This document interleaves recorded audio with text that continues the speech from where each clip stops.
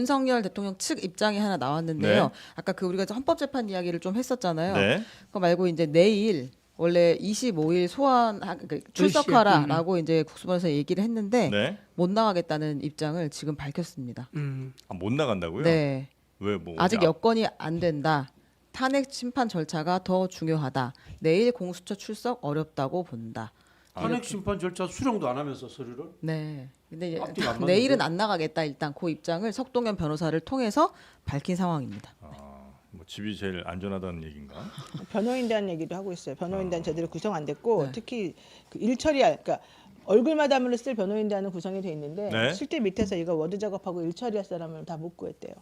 아, 근데 실제로 그게 진짜 안 됐구나. 사람을 네. 안 하려고 해서 못 구하는 거예요? 아니면 시간을 끌고 있는 거예요? 그 두 가지가 다인 것 같아요. 아, 네. 아. 그리고 실제 일할 사람이 없어요. 최명성 변호사 같은 사람은 이제 실무를 좀 할 수 있는 사람인데 그 사람도 이제 이미 나이가 좀 많이 먹었고 옛날에 박근혜 전 대통령 때 자기가 열심히 한 그 정도로 지금 이번에 열심히 할 수 있는 타임은 아니고요.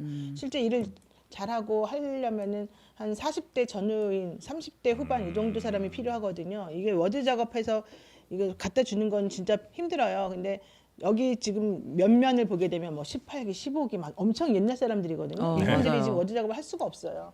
이 법리 정리해가지고 쓸 수도 없고 그렇기 때문에 사실 그 일을 해줄 사람들이 밑에서 많이 받쳐줘야 되는데 네. 그 변호사들이 없어요 지금. 아 근데 그러면 석동현 변호사는 왜 선임을 안 하고 계속 이렇게 측으로 나오는 거예요? 석정 변호사는 자기도 이제 책임지기 싫으니까 그렇죠.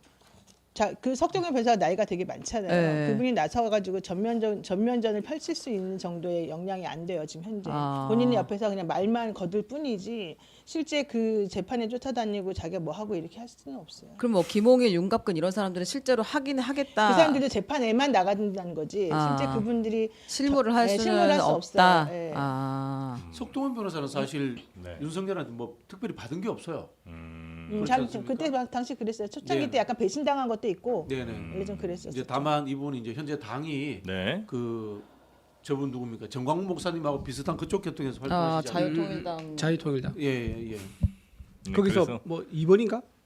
그러니까 원래 좀 배척당했다고 처음에 느꼈었었고 이제 이번에 윤석열 씨가 힘들어지니까 도와달라 그래서 도와는 주겠다 도의적으로. 그러나 내가 정치적 책임까지 같이 지고 싶지는 않다. 게다가 본인이 내란 선동죄의 피의자로 이번에 네. 또 민주당에서 고발당하고 막 이러고 있지 않습니까? 젊은 변호사 김소연 변호사 김소연 변호사, 서정욱 변호사, 김소연 변호사. 아 그 사람들도 그렇게 돼 있어요? 아니요. 아니, 아니, 아, 쓰라고 선임하면 그 되는데 사람들 아, 선임하라고. 일할 사람이 필요하다고 일할 사람. 하니까. 아니 근데 서정욱 변호사 이거 워드 작업 잘 못해요. 아, 또 없는 자리에서 또 그렇게 없다고 또. 아 나 아. 앞에서도 말했어요. 아. 네. 김세현 변호사도 잘 못해요. 네. 아니 워드 작업을 한다는 건 어떤 거예요? 법리를 다 쟁점을 정리해서 법리를 다 거기에- 따져가지고 증거 다 정리해가지고 네. 이거 서면을 만들어야 되는데 한 번 쓸 때마다 100페이지, 200페이지 써야 돼요. 아. 그 밑에 어서 변호사들이 그러니까 있어야 되는 거예요. 아, 그거 하나 여쭤볼게요. 형사는 우리가 변호사 선임을 못하면 국선을 대주잖아요. 국선 대주죠. 근데 헌법재판도 네. 탄핵재판도 국선이 가능해. 헌법재판은요. 헌법 소원 같은 걸 할 때는 국선이 반드시 필요해요. 변호사가. 아. 네, 그래서 해줘요. 그 탄핵은 아직. 근데 탄핵 같은 경우도 원래는 해줘야지 되는데 아. 지금 여기서 어떻게 할지 모르겠고. 아니 그리고 헌재는 지금 한다고 하잖아요. 변호사들 이름 쭉 나오고 있잖아요. 윤석열 대통령이 헌법재판소가 보낸 탄핵 심판 관련 서류를 9일째 거부하고 있는 가운데 신장식 조국혁신당 의원이 윤 대통령을 향해 사람이 너무 짜친다고 지적했습니다. 이 정도 송달 노력을 했으면 인편으로도 갔고 우편으로도 갔었고 다 했었잖아요. 다만 생일 케이크는 생일떡은 받으셨다는 거 아니에요? 아, 그렇죠. 예, 장어도 56kg 들어가고요. 너무 요즘 말로 하면요, 사람이 참 짜칩니다. 이어 변호인단 구성에 난항을 겪고 있다면 국선 변호사를 쓰면 된다고 설명했습니다. 그럴 예. 때는 이제 헌법재판소에서 예. 좋은 제도가 있습니다. 국선? 하시면 됩니다. 27일 날 변론 준비기일 시작한다고 이미 통보를 했고 결정을 하셨기 때문에 예. 27일부터는 뭐 출석을 하든 안 하든 쟁점 정리하고 증거 채택해서 예. 그 다음 진도를 나가겠다라고 하는 의지를 분명히 그 절차를 분명히 헌법재판소에 선언을 했기 때문에 예. 더 이상 늦추기는 어려울 겁니다. 끝으로 신 의원은 헌법재판소가 신속하게 재판하겠다는 의지가 분명하다며 아무리 늦어도 내년 3월 10일 전에 헌재가 인용 결정을 하고 5월에 조기 대선이 이뤄질 거라고 내다봤습니다. 내일 출석하시기는 어렵지 않나 그렇게 보고 있습니다.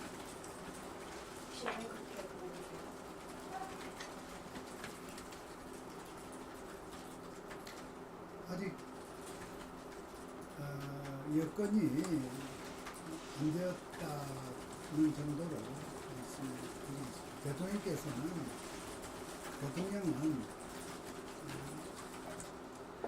제가 지난번에 말씀드린 대로 이번 일은 헌법재판소의 탄핵심판 절차가 국회가 또 그렇게 소추를 한 만큼 탄핵심판 절차가 우선이라는 생각을 하고 있고 그 탄핵심판 절차가 적어도 좀 가닥이 잡히고 어느 정도 대통령의 그러니까 탄핵심판 피청구인으로서 대통령의 기본적인 입장 이런 부분들이 헌법 재판관들에게 또 국민들에게 좀 설명이 된 상태에서 설명이 좀 되어야 하는 것이 우선이다 이런 생각.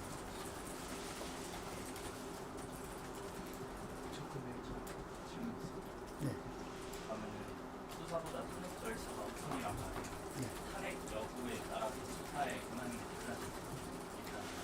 탄핵 여부라고 하신 것이 탄핵 최종적인 그 심판의 결정, 대통령 파면 여부에 관한 심판이 탄핵 심판이지 않습니까? 그 결론이 다 난 다음이란 뜻이 아니라 지금 탄핵 심판 절차가 일단 시작이 되면 여러 차례 결론 절차를 통해서